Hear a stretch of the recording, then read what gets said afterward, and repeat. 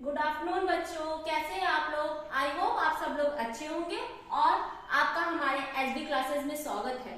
तो बेटा, आज अभी तक हमने पढ़ा आरबीसी के बारे में, ब्लड के बारे में, कंपोजिशन ऑफ ब्लड के बारे में, आरबीसी के बारे में, डब्ल्यूबीसी के बारे में। आज हम पढ़ रहे हैं प्लेटलेट्स के बारे में। आप हमारे लेक्चर्स को जाके हमारे प्लेलिस्ट से जाकर उसको कंप्लीट कर सकते हैं। चलिए स्टार्ट करते हैं। हमारा आज का लेक्चर है प्लेटलेट्स।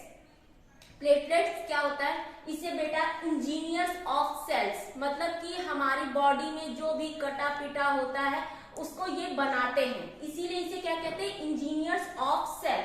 आइए बात करते हैं इसके स्ट्रक्चर की। ये कैसा होता है? स्मॉल होता है, कलरलेस, मतलब ये कोई कलर नहीं होता इसमें, नॉन न्यूक्लिएटेड, बेटा इसमें कोई न्यूक्लियस नहीं होता। मैगोकैरियोटिस क्या है? इसमें क्या होता है बेटा? ये डब्ल्यूबीसी का पार्ट नहीं है, लेकिन क्या है? कंप्लीट पार्ट नहीं। जैसे हम बाकी हमने पढ़ा बेसोफिल्स, इस्नोफिल्स, बाकी जैसे डब्ल्यूबीसी ये था, लेकिन ये क्या है? मेगाकैरियोटिस, मतलब कि डब्ल्यूबीसी का ये पार्ट नहीं है। बहुत ही इंपॉर्टेंट होता है। पूछते हैं कि मेगाकैरियोट्स कौन सी सेल्स ब्लड में दिखाती है, तो वो क्या होती है? प्लेटलेट्स। आइए, अगर इसका हम नॉर्मल काउंट है 45,000 से 45 लाख है।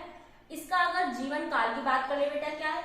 8 से 11 दिन। और जब ये हमारी बॉडी में खत्म हो जाती है तो ये कहां पर जाती है? पीलिया, स्प्लीन में, ठीक है। और ये एक प्रोटीन का निर्माण करती है जिसे फैब्रिन प्रोटीन कहते हैं, जो कि थ्रोम्बोप्लास्टिन से होता है। और बेटा ये हमारे शरीर में एक जालीनुमा संरचना बनाती है जिसमें आके ब्लड की सेल्स फंस जाती है और हमारा ब्लड का क्लॉटिंग या ब्लड का जो जमाव वो बहना होता है वो रुक जाता है, ठीक है। ये हो गया। अब बेटा अगर हम नॉर्मल एक ह्यूमन बॉडी में बात कर ले, कितनी होती प्लेट्स? 3 लाख के अप्रॉक्स होती है। इसके बाद थ्रोम्बोप्लास्टिन क्या होता है?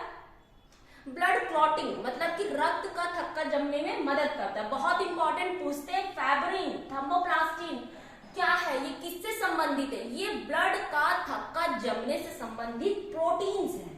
आगे ये क्या होती है? बाइकॉन्केव होती है और प्लेटलेट्स स्ट्रक्चर की होती है, इसीलिए इन्हें प्लेटलेट्स कहते हैं, ठीक है।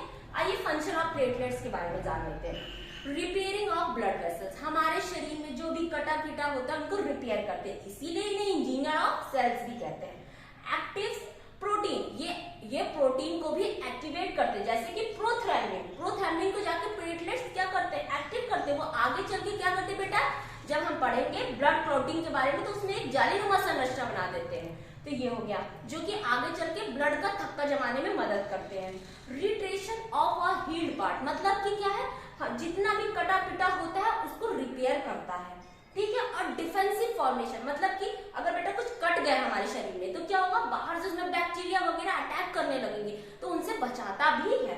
अब जानते हैं, अगर प्लेटलेट्स की संख्या हमारी बॉडी में बढ़ जाएगी तो कौन सी क्या होगा? बोन मैरो के फ्रैक्चर में प्लेटलेट्स की संख्या बढ़ जाती है, सर्जिकल ऑपरेशन में बढ़ जाती है, ट्रॉमा में बढ़ जाती है, एलर्जी में इनकी संख्या बढ़ जाती है। और प्लेटलेट्स की संख्या घटती किसमें है?